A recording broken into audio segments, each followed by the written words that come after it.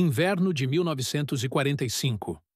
Na região montanhosa da Itália, o frio parecia não vir apenas do ar, mas da própria terra, como se o solo tivesse absorvido o peso da guerra que arrastava o mundo havia anos.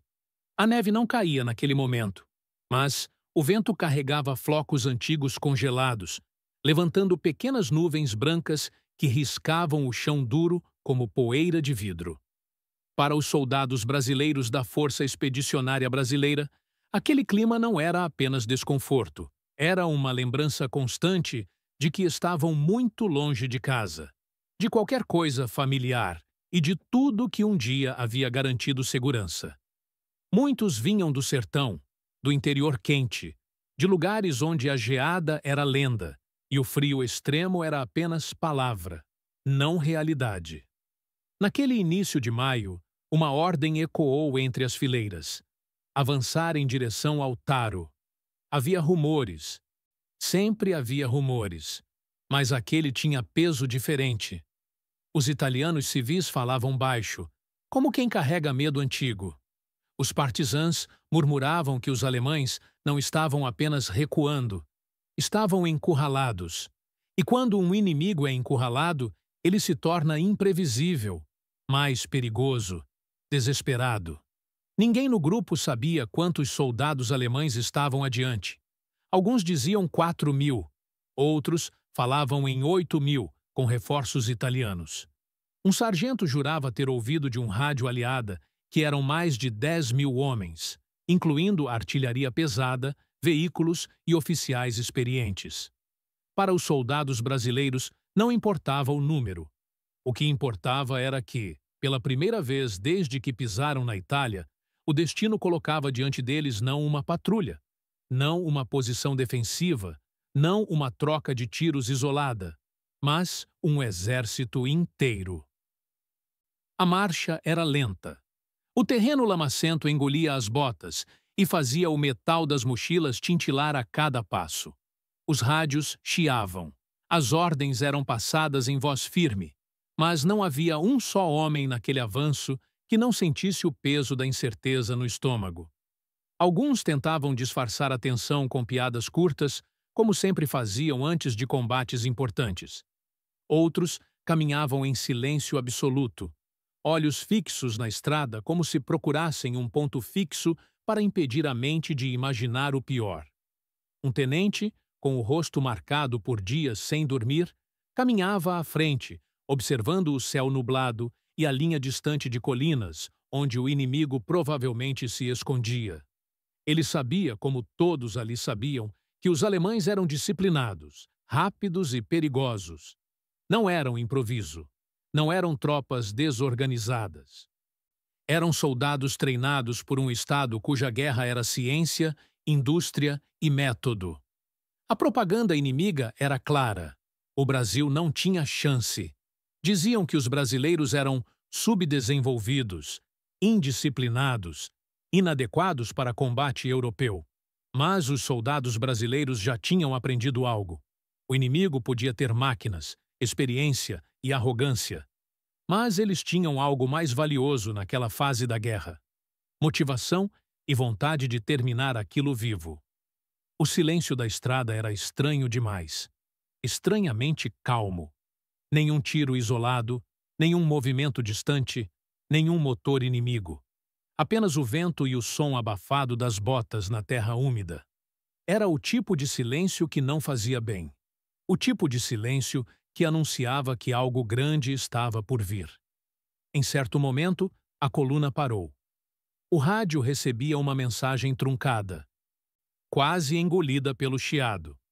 O oficial de comunicações aproximou o fone do ouvido, ajustou o dial e franziu o senho antes de repetir a mensagem em voz alta para os superiores. Havia confirmação de que as tropas alemãs, a 148ª Divisão de Infantaria, estavam presas entre rios, estradas bloqueadas e posições aliadas. Elas tentavam negociar saída, mas sem sucesso. Estavam sem rotas e com o moral abalado. E agora, à frente da única estrada ainda transitável, estavam os brasileiros. A notícia se espalhou pelos homens como fogo silencioso.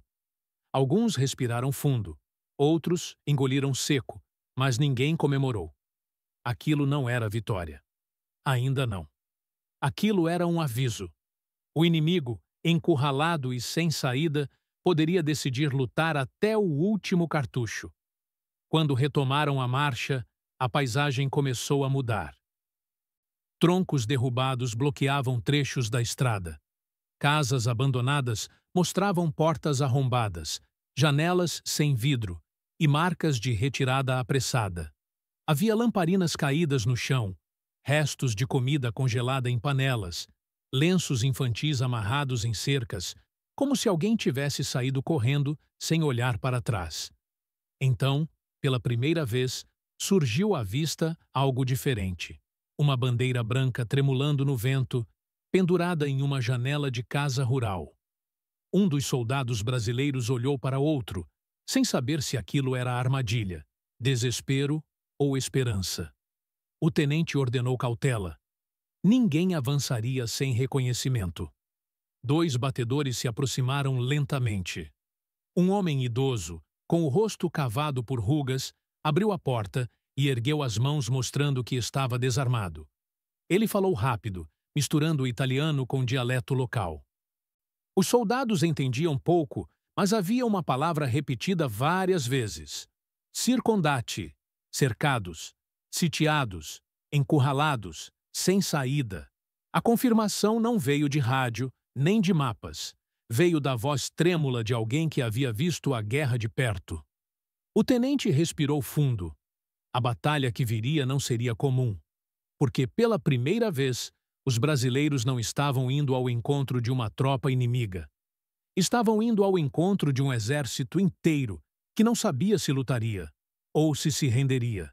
E naquele momento, nenhum homem da FEB fazia ideia de que estava prestes a testemunhar e participar de um dos episódios mais impressionantes, improváveis e silenciosos de toda a Segunda Guerra Mundial. Quando o sol começou a romper as nuvens naquela manhã cinzenta, a paisagem ao redor parecia ter parado no tempo. A neblina se arrastava pelo chão como fumaça de batalha antiga, mas o campo estava silencioso demais para um cenário onde milhares de soldados inimigos supostamente aguardavam. Os brasileiros avançavam devagar, atentos a cada ruído e cada sombra, esperando a qualquer momento o eco seco de metralhadoras MG-42 ou o estrondo de artilharia alemã, sons familiares, odiados e temidos desde Monte Castelo. Mas nada vinha. A tensão não diminuía, piorava. Porque guerra sem barulho não significa paz. Significa espera. E a espera é onde o medo sobrevive. A tropa brasileira recebeu ordem para abrir formação e preparar posição defensiva em uma pequena elevação. O terreno dava vista para o vale adiante, e foi ali que os observadores perceberam o primeiro sinal concreto. Movimento. Mas não eram fileiras organizadas, nem blindados, nem artilharia. Eram homens, muitos homens, caminhando em coluna longa, irregular, como quem carrega cansaço antigo. Alguns usavam uniformes completos da Wehrmacht, impecáveis apesar do desgaste da campanha. Outros, camadas misturadas de peças civis e militares, como se tivessem remendado o pouco que restou. Havia soldados italianos junto deles, uniformes escuros, símbolos fascistas ainda visíveis, passos mais lentos, cabeças abaixadas. O oficial de observação ajustou os binóculos e prendeu o ar. Aquilo não era patrulha, não era reconhecimento, era retirada, uma retirada enorme. O rádio enviou a mensagem para o comando brasileiro. Coluna inimiga avistada, aproximadamente vários milhares. Movimento lento, possível rendição. Nenhum sinal de ofensiva. O tenente brasileiro que liderava a unidade recebeu a informação calado. Ele sabia que uma rendição daquela escala era, na guerra, algo raro e imprevisível. Tropas cercadas podem aceitar o destino, ou podem escolher levar quantos inimigos puderem antes de morrer. E ninguém ali estava disposto a apostar no que estava vindo. As ordens chegaram rápidas. Não atirem, A menos que atirem primeiro. Mantenham posição. Esperem o contato. Era difícil esperar. Os soldados brasileiros ajustaram capacetes, revisaram munição, conferiram miras. Alguns murmuravam orações baixas, não pedindo vitória, pedindo que a guerra não piorasse naquele instante. O silêncio era agora absoluto, até que, finalmente, um pequeno grupo se desprendeu da longa coluna e caminharam mais rápido. Um deles carregava algo improvisado com tecido branco amarrado a um cabo, uma bandeira de rendição. O tenente respirou fundo e desceu o barranco com 2 cabos e um intérprete ítalo-brasileiro. Foi quando os brasileiros puderam ver de perto a expressão daquele grupo alemão. Não havia arrogância, nem desafio, nem ódio. Era o rosto de homens que tinham visto o suficiente da guerra para entender que continuar lutando seria suicídio. O oficial alemão, com a postura rígida que parecia resistir até o último fragmento de orgulho, falou primeiro, em tom firme, mas rouco. Wir möchten verhandeln. O intérprete traduziu. Eles querem negociar. A resposta do tenente brasileiro foi curta, sem hesitação, sem tentativa de parecer menor do que era. Não há negociação. Existem apenas 2 opções, rendição completa ou combate. O intérprete repetiu. O silêncio entre os 2 lados durou longos segundos, mas parecia uma eternidade. O oficial alemão respirou fundo. Seus olhos percorreram as fileiras brasileiras, as posições defensivas, os tiros que nunca vieram. Ele sabia reconhecer quando um exército estava pronto para lutar, e aqueles homens estavam. Ele baixou os ombros, não em fraqueza, mas em resignação. E então, com a voz cansada, respondeu. Dan, capitulation. Rendição. Sem tiros, sem explosões, sem combate. Um exército inteiro, oficialmente entregue ao Brasil. Os brasileiros observaram enquanto os primeiros homens entregavam armas, munições, mapas e rádios. A pilha de equipamento crescia mais rápido do que qualquer soldado poderia processar. Rifles Mauser, pistolas Luger, granadas, cinturões de munição inteira. Um cabo brasileiro olhou para aquilo e murmurou, quase sem acreditar. Meu Deus, quantos são? Mas ninguém tinha a resposta exata ainda. Só sabiam uma coisa. O que estava acontecendo ali não era comum. Era histórico. E estava longe, muito longe, de terminar naquele dia. A confirmação da rendição correu pelas fileiras brasileiras como se fosse impossível acreditar. Alguns soldados perguntavam 1, 2 vezes, como se a informação pudesse ter sido mal traduzida ou equivocada. Mas não havia erro. Diante deles estava um contingente alemão e italiano tão grande que parecia impossível comparado ao tamanho da FEB. Era como se o mundo tivesse virado ao avesso, sem aviso. O processo de rendição começou devagar, quase cerimonial, mas rapidamente se transformou em uma operação gigantesca. Os prisioneiros chegavam em grupos, caminhando em silêncio, entregando armas com movimentos mecânicos, como se o corpo tivesse tomado o controle ao perceber que a mente já não tinha mais força para protestar. Os soldados brasileiros observavam tudo com uma mistura de atenção, incredulidade e responsabilidade. Era estranho demais perceber que os mesmos inimigos que haviam provocado tanto medo, aqueles mesmos soldados treinados, disciplinados e endurecidos pela guerra europeia, agora caminhavam voluntariamente em direção ao controle deles, brasileiros, estrangeiros naquele continente, antes considerados inexperientes. As pilhas de armas continuavam crescendo. Metralhadoras pesadas, rifles, munição suficiente para prolongar meses de combate, rádios codificados, mapas detalhando rotas e posições defensivas. Para cada nova entrega, o pensamento era o mesmo. Se eles tivessem escolhido lutar, aquilo teria custado centenas, talvez milhares de vidas. Um sargento brasileiro observava atentamente os prisioneiros passarem, quando um fato inesperado chamou sua atenção. Um oficial alemão, ainda com o uniforme impecável e presilhas brilhando sob a luz fraca do dia, caminhou até ele e fez uma saudação militar formal, não de submissão, mas de respeito. O gesto surpreendeu. O sargento respondeu da mesma forma, quase por reflexo. O intérprete que acompanhava o grupo se aproximou rapidamente.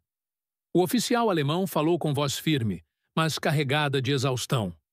Ihr habt korrekt gekämpft. Tapfer. Ehre. O intérprete respirou fundo antes de traduzir, sabendo que aquelas palavras carregavam peso. Ele disse: "Vocês lutaram corretamente, com coragem, com honra." O sargento brasileiro não respondeu imediatamente. Não porque faltavam palavras, mas porque aquilo parecia quebrar um dos pilares invisíveis da guerra, o ódio automático. Depois de alguns segundos, ele simplesmente assentiu, sem orgulho, sem superioridade, apenas com a dignidade de quem sabia que estava participando de algo muito maior do que ele próprio. À medida que os prisioneiros eram organizados, a dimensão real do acontecimento começou a surgir nos relatórios internos. O número crescia rápido demais para ser processado em tempo real. Primeiro falaram em 6.000, depois em 10, depois em 12.000. Até que, finalmente, uma contagem mais precisa chocou até os oficiais mais experientes. Mais de 14.700 soldados do eixo haviam se rendido aos brasileiros. Era mais do que o total de combatentes ativos da FEB naquele momento. Um feito inacreditável. Um exército menor havia capturado um maior. A reação entre os brasileiros não foi de comemoração ruidosa, nem de euforia. Foi um silêncio pesado, quase solene, como se ninguém ali quisesse quebrar a gravidade daquele momento. Alguns soldados apenas observavam a fila interminável de prisioneiros e tentavam entender o que aquilo realmente significava. Não era apenas vitória militar, era reconhecimento. Era a confirmação de que o Brasil, um país distante, improvisado em muitos aspectos, desacreditado nas mesas de comando europeias, tinha acabado de executar um dos episódios mais impressionantes da campanha italiana. Enquanto a noite caía sobre Fornovo, os brasileiros começaram a montar campos improvisados para acomodar os prisioneiros. A temperatura despencava e o vento cortava a pele como lâmina fina. Muitos dos soldados brasileiros, mesmo exaustos, ofereciam cobertores, água e pão aos prisioneiros que cambaleavam de frio e fome. Não era por piedade, era porque eram soldados. E soldados entendem melhor do que ninguém que a guerra termina quando o inimigo depõe as armas. Um cabo olhou para um italiano jovem, ainda segurando o capacete com as duas mãos, tremendo mais de medo do que de frio, e percebeu que aquele rapaz poderia ser seu irmão, seu primo, seu vizinho. Naquele instante, uma verdade silenciosa começou a se espalhar entre as fileiras brasileiras. Eles não tinham derrotado monstros, tinham derrotado homens. Homens que acreditaram em ordens, propaganda e promessas feitas por líderes distantes. Mas naquele dia, naquele vale congelado da Itália, caiu mais do que um exército. Caiu a ilusão de que o Brasil não tinha lugar naquela guerra, porque ali, sem disparar um único tiro naquela fase final, os soldados brasileiros registraram um feito que ecoaria muito além daquele inverno. Um exército inteiro, derrotado por homens vindos de um país que muitos nem sabiam localizar no mapa. Quando o amanhecer seguinte chegou, a paisagem parecia outra. As montanhas continuavam frias, o vento seguia cortante e o céu insistia em manter aquele cinza pesado. Mas algo fundamental havia mudado naquele vale. A guerra já não parecia a mesma.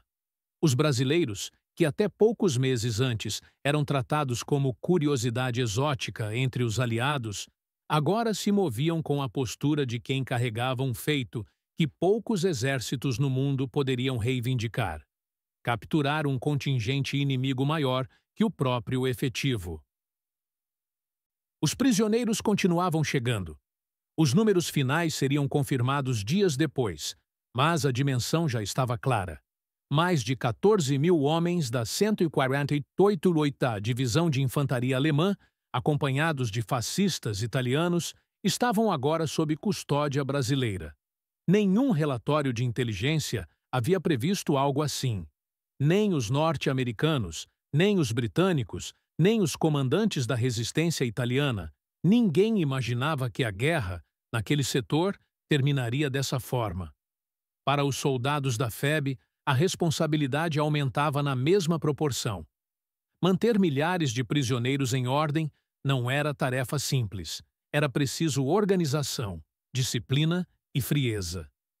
Alguns brasileiros foram destacados para inspecionar armas capturadas, outros passaram a patrulhar as extremidades do campo. Houve momentos de tensão, mas nenhum confronto. Os alemães, exaustos e derrotados, pareciam aceitar o destino. E então começaram a chegar os aliados. Primeiro vieram os norte-americanos, em jeeps rápidos e carregando rádios portáteis. A princípio, acharam que os brasileiros haviam exagerado nos números, até verem a fila interminável de prisioneiros se estender além de onde os olhos alcançavam. Um tenente americano, após caminhar alguns minutos observando a dimensão da rendição, virou para o oficial brasileiro ao lado e soltou uma frase curta, quase rindo pela incredulidade. "You really did this? All of them? Vocês realmente fizeram isso? Todos eles?" O brasileiro respondeu apenas com um aceno discreto, sem necessidade de transformar a resposta em discurso. Era um daqueles momentos em que a realidade falava por si. Logo depois, chegaram veículos britânicos, seguidos por oficiais franceses e representantes da resistência italiana. E, em poucos dias, a história começou a se espalhar pelos rádios militares. O Brasil havia realizado uma das maiores capturas da campanha italiana, e sem travar uma batalha final. O rumor cresceu rápido. Alguns aliados afirmavam que aquilo não era apenas uma rendição. Era um colapso moral do inimigo. Outros diziam que, após anos de campanha, a disciplina e a postura brasileira tinham tido impacto mais forte do que qualquer ofensiva convencional. Houve quem comentasse que, se tivessem tentado romper o cerco, o massacre teria sido inevitável. Mas, para os soldados brasileiros, a reflexão era outra.